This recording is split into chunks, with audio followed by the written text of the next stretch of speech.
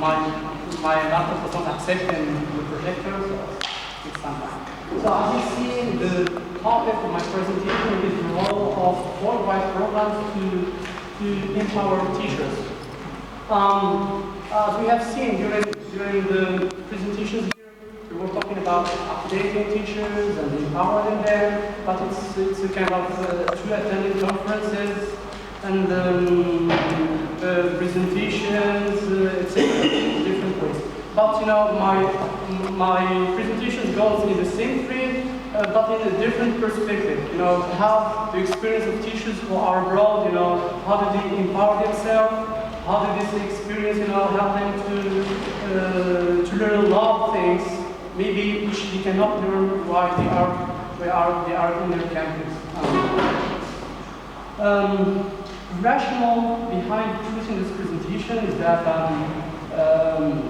because I'm a Fulbrighter, this year I was in the FLTA program, and while I was there were so many teachers, they were asking me questions, okay, oh, can you help us with the program, can you give us ideas? So I think it's a good idea to share. And another thing, we have, you know, young audience here, you know, so they have more chances, especially here I'm going to talk about FLTA program, which is for middle school teachers. So because in this one there are some constraints. Constraint of age, so you should be between 21 and 29 years old, and you should have 4 years of experience. So that, you know, age, you know, is very helpful here. So the rationale also behind choosing this thing is that, you know, to encourage other teachers, because we have so many trainees here. I can see that they are very motivated. They want to really make success, you know, in English language teaching. So it's good, you know, to profit from such programs like Fulbright program.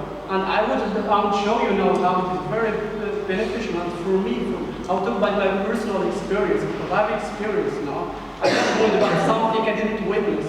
So I'm going to talk about my experience, but at the same time, it reflects the experience of all other teachers. Because I've talked to them all the time, all they say it's the same thing, wherever you are in the United States. So what is first Fulbright? Many people hear about Fulbright, but they don't know what is it, where this name comes from, okay? Fulbright actually, the name is G. William Fulbright. He was a senator in the United States. I think it was in Arkansas. It was in 1945, 1950 or something like that. The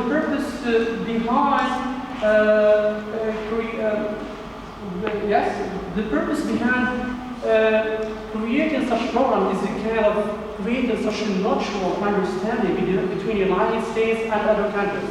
As you know, because this period in the 1940s, you know, there were wars, you know, and so he thought about this idea. United States actually as a superpower at that time, you know, was using a lot of force, a lot of power. So he thought, why don't we use a kind of soft power so that we can communicate with others and to break this kind of bridge, you know, of misunderstanding, miscommunication. That is the main reason behind wars everywhere.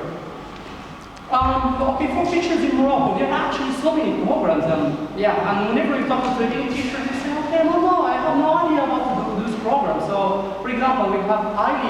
So I think that we have so many teachers here who have so many programs. IB, I think, in the International Leadership Educational Program. I think we have using that program this year. So there is also this year. This program is a 5 months. Is it 6 months or 5 months? 5 months. Yeah, it's a 5 months, you know, program. It's for high school teachers. There is no problem with education, something like that. So it's you know, 5 months in the United States is very beneficial. You are going to learn a lot of things. I've talked to my uncle. You know, he told me that he learned a lot of things. You know, there's also T program. It's not T program, but it's teacher excellence and achievement.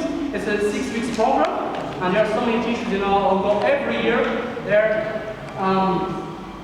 There's also FLTA program. The program I was in, it project is for middle school teachers. Every year there are 10 teachers who are going there, okay? They are in public schools and also private schools. So many teachers didn't know about that in private schools.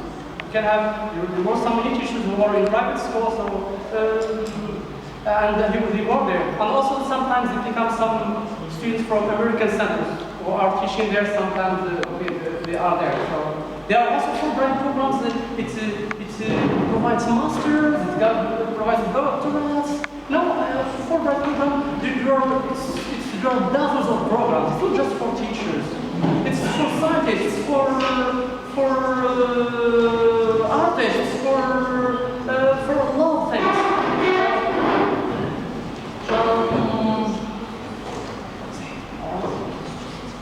Okay, so the aspects of Fulbright empowerment for teachers. So I'm going to talk about, how does, Fulbright programs empower teachers. As you can see here, this is, so I think it's for being professional, they are helpful in professional and cultural, traveling, language skills, creating friendship, academic, and so forth. When I was thinking about, the benefits of the program, I was not, able to count them because there are too many, I have just, mentioned some of them here.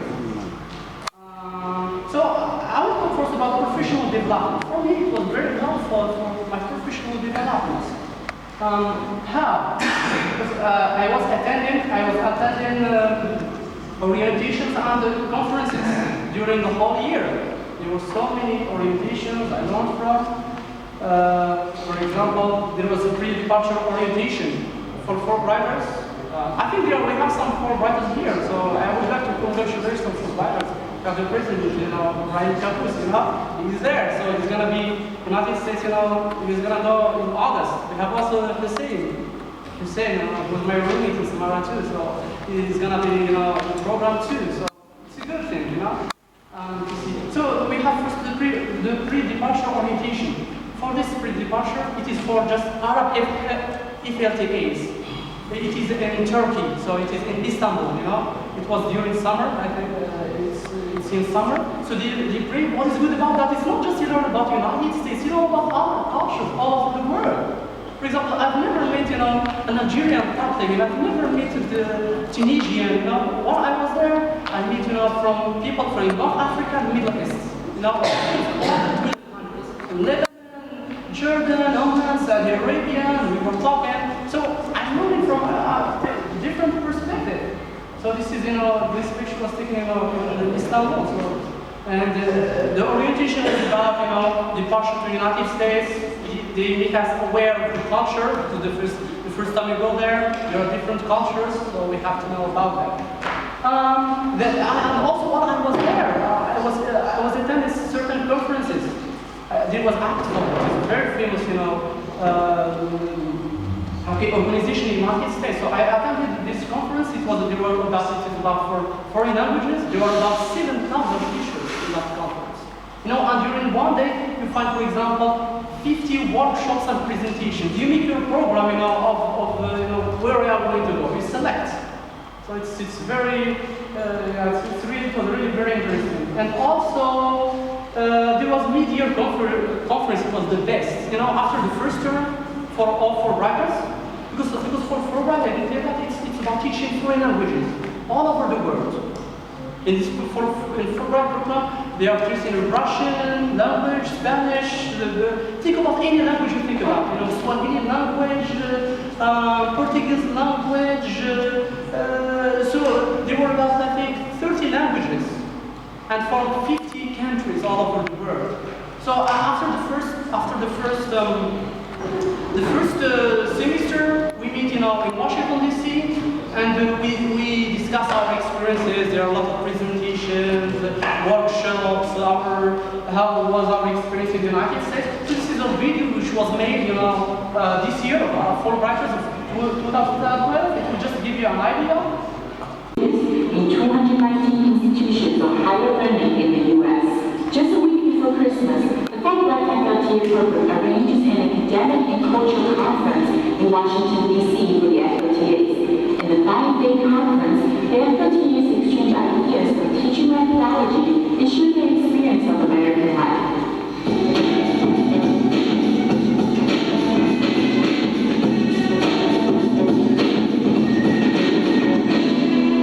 What surprised you the most when you first arrived in the U.S.? The people drive their cars a lot. Everybody has a car, everybody drives everywhere, everything's huge.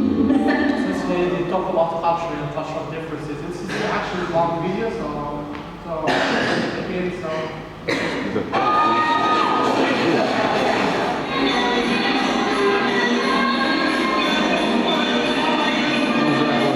إلا غير نحوش.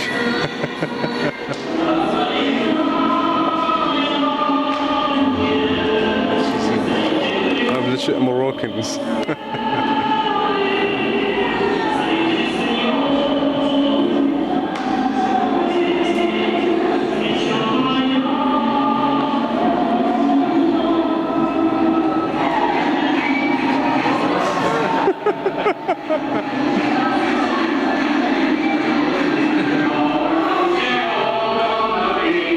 So this is a kind of social evening, you know, they have different countries, they share, you know, their folklore, their dances, their music, so.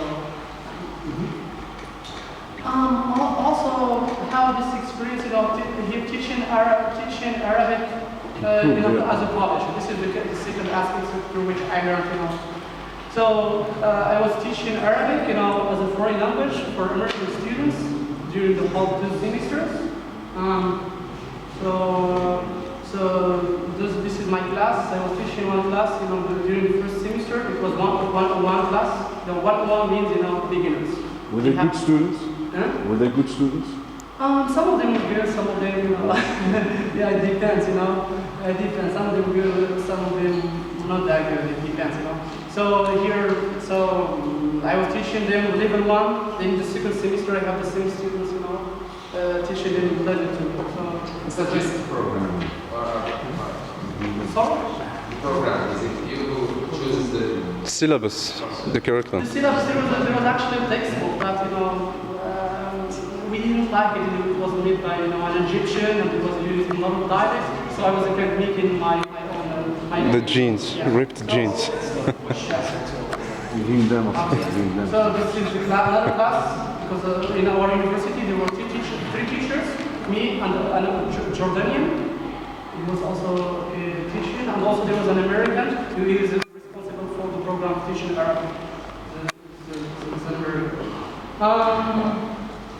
Okay, we learned also about the educational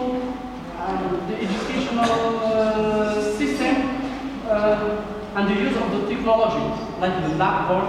It's not, of course, like the blackboard we are using here. Yes, exactly. Actually, blackboards, you use it, you know, you have to grade your students, they send you assessments there,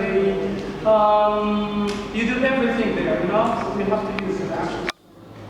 We have also the grading. I learned, for example, about the educational system, how the degrade is different. You take A, B, C, and this, okay? And also office hours.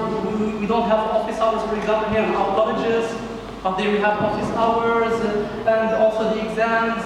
So there are so many different things which I learned from, which are related, you know, to the educational system, especially college in the United States. And academic also. I learned also academically through attending as Fulbrighters. We can attend, you know, 2 courses each semester.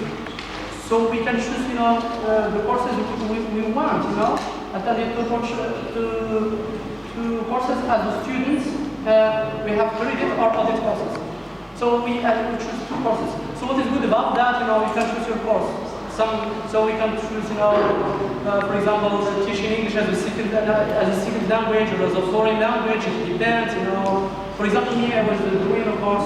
It was not because teaching English as a second language. It was an online course. So we were not allowed to take online courses because we have to be in a classroom in which we have to interact with students. So I took, you know, a course on leadership classes.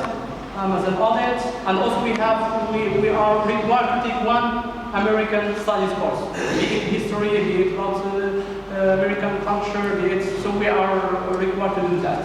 I was also taking one course of Spanish, 101, just as a beginner, because I wanted to learn at the same time, to learn from the other teachers how they are teaching.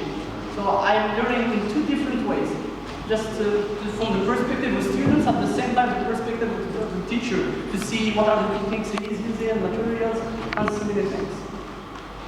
That's it. There's also, I also learned from language competence. Actually, I'm not going to show off. I would say I had a problem, when I was there to communicate. I found some difficulties. I was a lot of blocks, and sometimes you will not understand what they are saying. Yeah, so because I was in the southern, in Kentucky, so there it's a southern states. They have different accents, So it took me actually a lot of time. What is funny is sometimes the first week, sometimes when I don't understand, I was just saying yes, oh yeah, I'm just smiling. And once I was with my supervisor and another teacher, and he asked me, oh, did you? I was just for the first week there, and he told me, did we meet, last summer? He said, because of his accent. Oh, I said, yes. Then my supervisor, she told me, were you here last year? Did you understand what they say? So this is but because of our ears, with the time, you get adapting with different accents. It takes some time. After that, okay, you will find some problems. Even with my students, sometimes, what did you say? Can you repeat? I didn't get you. So, but it's just a question of time, because of being exposed, to native language. I have to be frank about that. So many teachers will not say that. So I'm also cultural. I learned a lot of things, about culture. Because when we are teaching our students, we teach them also about culture. So we have to know about American culture. So I was there first year. Because when I talk about culture, I have to talk in two perspectives. I was there as the ambassador of my own country. So I have to go there to meet with students, talk to them about my country, Morocco. Okay, I was talking about our culture, Ramazi, Arab, and discuss with them about Islam, what are things students have. So I was making sometimes presentations, and I made a presentation. And sometimes discuss with them. So this is the presentation I made. It was attended by the teachers, students, even the president of the university. So it was really very beneficial. We had a kind of sometimes we go to schools. For example, they have festival in school. So this is primary school. We went there. We contacted, we contact kids, we talk to them, they ask us about countries, so because I have I made, about Morocco, I exhibit, exhibition about Morocco, we discuss them, sometimes we write to them, I am here, there's Japanese, Indians, Saudi Arabia, one of the country, everyone representing a language. So we were with students about I asked him, what's your name? Just says, okay, John. I will write it in Arabic. Oh, this is Arabic, and that's... So then we really get with them, we see how they are thinking, and so many things. This is also, about, we were participating about folklore, okay? So I just showed you part of this performance because we don't have time. Okay, I will do something else. And also, I also participated in the international festival of my own city. It was a very big, festival. So of a lot of countries. So I participated. So this is exhibition about Morocco. And also here, this is I went out to school. I was dancing with them, I was dancing with them, acting with them, so I feel like we were dancing in engagement style, so let's improvise them. So this is, we meet with other FLTAs, and it was in the short evening. And also I was learning actually about American culture. Of course, we hear about Thanksgiving, we hear about Christmas, we hear about so many things. But when you are involved there and you experience, you go to families, right? You see it's completely different thing. For example, here I attended Halloween, a family invited me, and I was with them, seeing the whole process of the Halloween, you know, trick and treating. I was funny because the parents, the kids, they have masks, okay, and sometimes they want to kind of, they knock on the doors, trick or treating, give me something. Then you find parents sitting, you know, near the, in the front houses, give them candy. Yeah, so it was a really good experience. And also this is about Thanksgiving, okay? I was invited. This is a French teacher. He's from France. She teaches Spanish from Puerto Rico.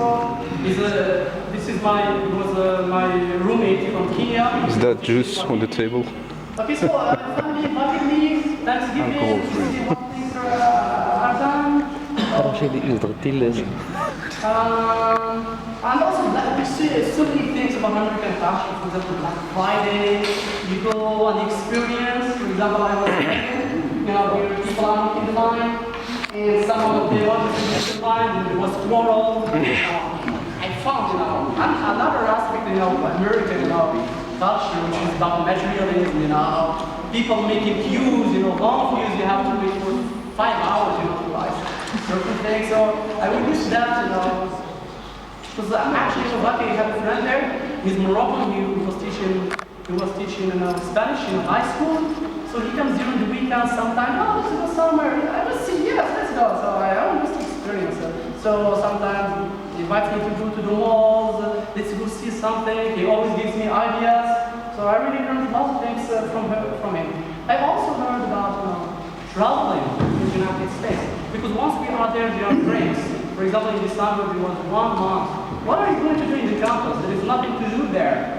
You are going to, for 1 month, and all the students, whenever studies are over, they go home. You are just going to stay there with costs, So I traveled. So I traveled to different places in the United States.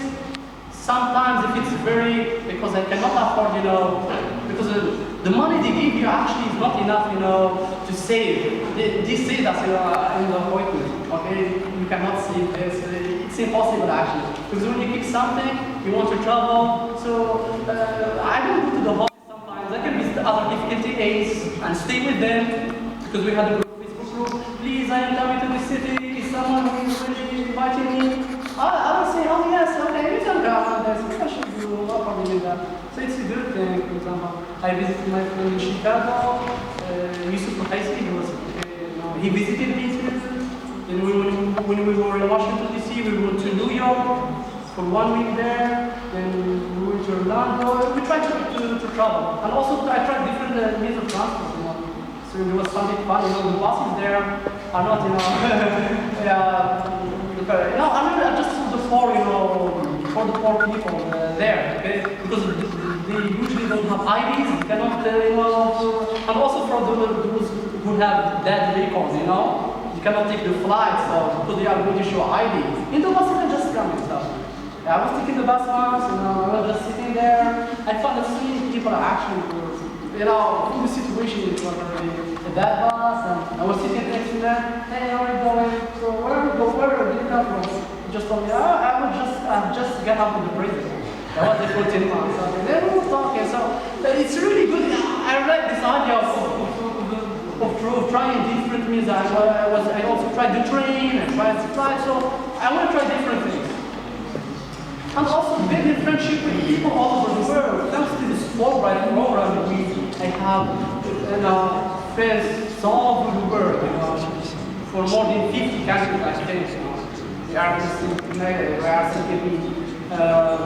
with each other, and how everything is going on. So actually, we have a lot of friendship. We also have faculty members, teachers there. We stay in contact. It's a good thing. I think it's our relationship with Steve. I want to see if it's for good, And for as a conclusion, I think because once for the program, they ask you to come back, They ask you should not stay there, It's just 10 months program. I think it's more than enough. I think it's one of the best programs if you compare to other programs, for example, If you compare to IB or T, or because we stayed there for 1 year, from from the beginning of The school year. school year till the end. You see, different seasons, different celebrations, different everything from. You discover everything. So you have to come back actually. For this Fulbright program, actually it was you were some for other countries. You were just students. Students here just they just get their BA. Then after that they participate in the Fulbright. But in Morocco they wanted to kind of regulate it because they know students if they go there they are not going to Canada. So any student, for example, is going to work here, so so for teachers, they think, oh well, for teachers,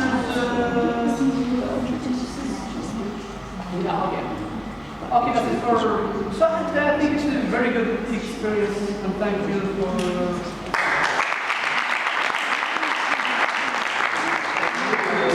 For sharing your experience with us.